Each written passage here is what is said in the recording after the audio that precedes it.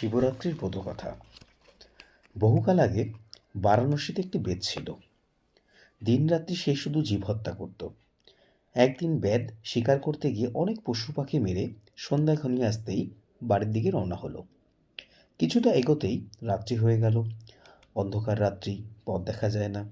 সে তখন একটা গাছের নিচে আশ্রয় নিল। কিন্তু গভীর জঙ্গল, হিংস্র জন্তু জানোয়ারের ডাক শুনে সে ভয়ে একটা গাছে উঠে তার ডালে মাংসের ঝোলা বেঁধে সেই ডালেই বসে রইল।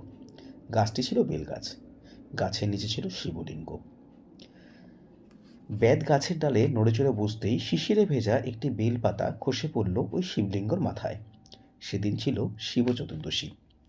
বেদও ছিল উপবাসী, তাই শিবের মাথায় বেলপাতা পড়তেই শিব সন্তুষ্ট হলেন। বেদ কিছুই জানতেন না, তবু তার শিব চতুর্দশী ব্রতর ফল লাভ হলো। সকালে বেদ বাড়ি ফিরে এলো। সবাই তার জন্য ভাবছিল। বেদ ফিরে আসতেই তার বউ তাকে খেতে দিল। এমন সময় একজন অতিথি এলো। বেদ কি ভেবে তার খাবারগুলো অতিথিকে খেতে দিল। তাতে তার বারণের ফলও ভালো হলো। কিছুদিন বাদে বেদ অসুস্থ হয়ে মারা গেল। যমদূতরা তাকে নিয়ে যাবার জন্য এলো। এমন সময় সেখানে শিবদূতরাও এলো। দুজনের মধ্যে চরম যুদ্ধ বেঁধে গেল। যমদূতরা হেরে গেল। শিবদূতরা বেদকে কৈলাসে নিয়ে এলো। যমদূতরাও তাদের পেছন পেছন ধাওয়া করলো।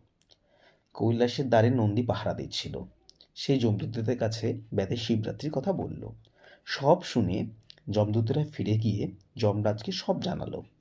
যম তখন বললেন, হ্যাঁ, যে শিব বিষ্ণু ভক্ত বা যে চতুর্দশী করে এবং যে বারাণসী ধামে মারা যায়, তার ওপর আমার কোনো অধিকার নেই। তারপর থেকেই ব্রতের কথা চারিদিকে প্রচার হলো।